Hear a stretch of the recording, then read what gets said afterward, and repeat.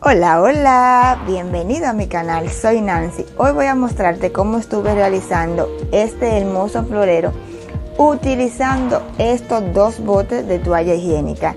Si quieres ver cómo lo hice, no te muevas. Suscríbete a mi canal si aún no lo has hecho. Si ya lo hiciste, gracias. Dale like y comparte mi video.